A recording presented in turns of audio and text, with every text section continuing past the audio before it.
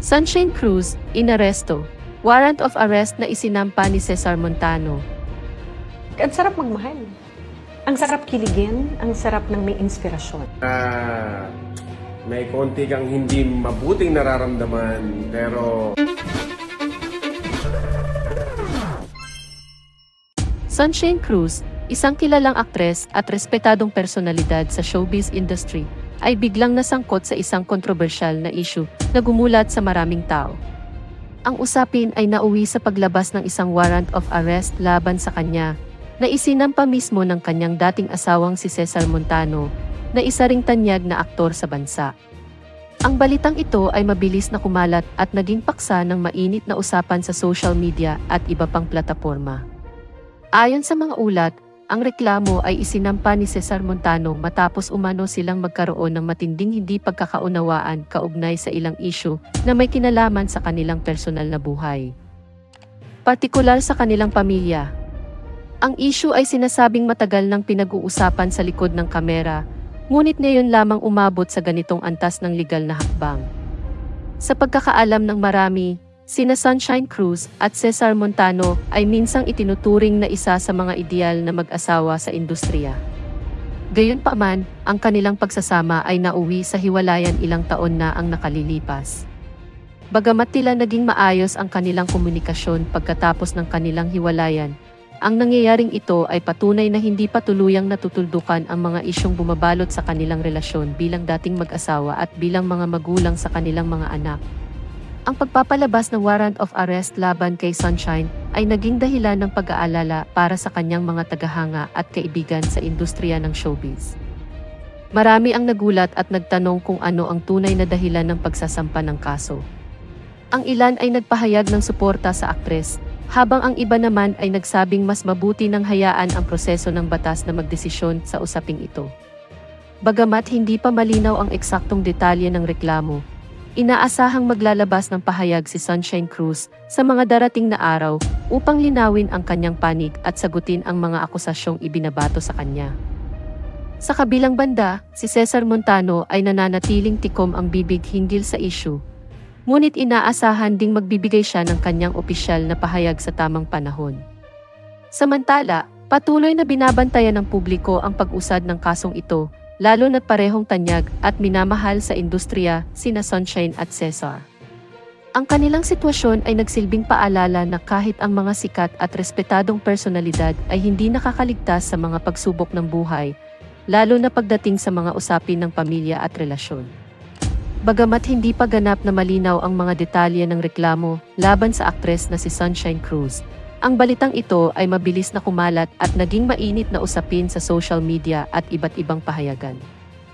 Maraming netizens ang nagbigay ng kanilang opinyon, haka-haka, at mga spekulasyon ukol sa tunay na dahilan ng pagkakaaresto.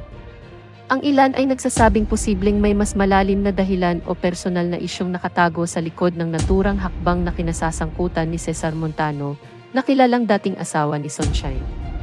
Sa kabila ng kontrobersyang ito, nananatili pa ring tahimik si Sunshine Cruz tungkol sa mga alegasyon. Wala pang opisyal na pahayag mula sa kanyang kampo, na lalo pang nagpapataas ng tensyon at kuryosidad ng publiko. Marami ang nag-aabang sa posibleng sagot ng aktres at sa magiging tugon niya sa mga usapin na bumabalot sa kanyang pagkatao at karera.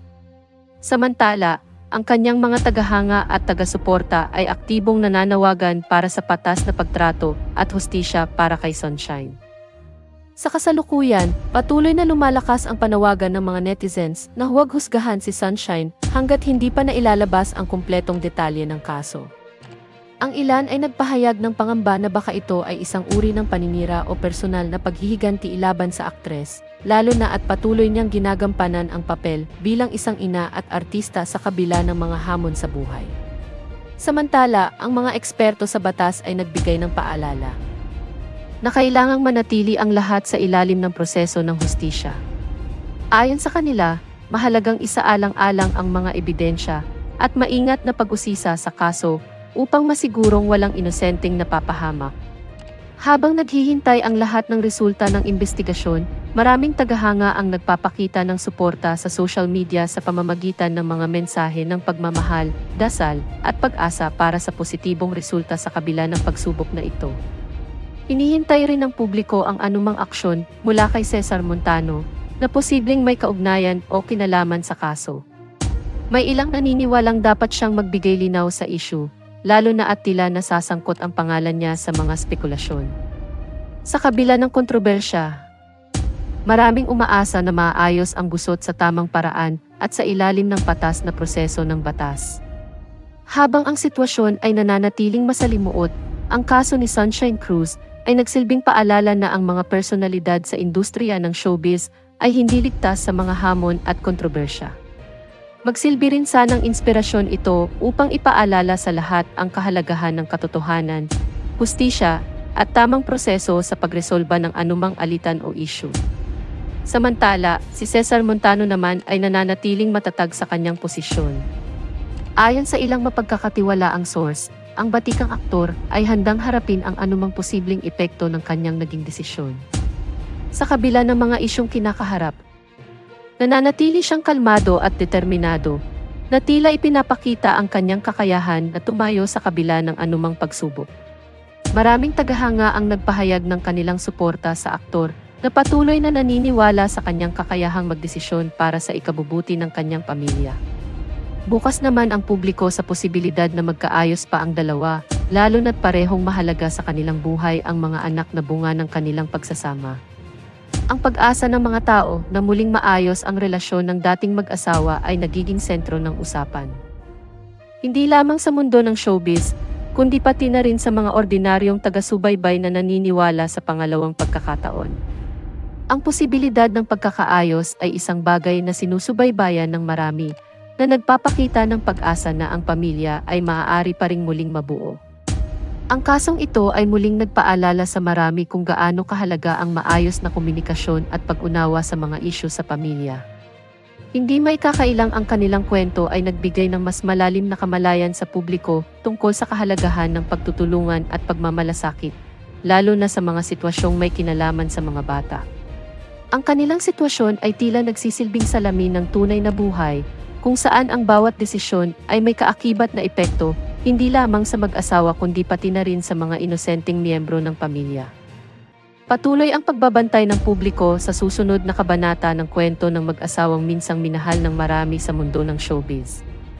Ang kanilang naging kwento ay nagsilbing paalala na kahit sa ilalim ng maliliwanag na ilaw ng kasikatan, ang mga tao sa likod ng kamera ay may mga sariling laban na hinaharap.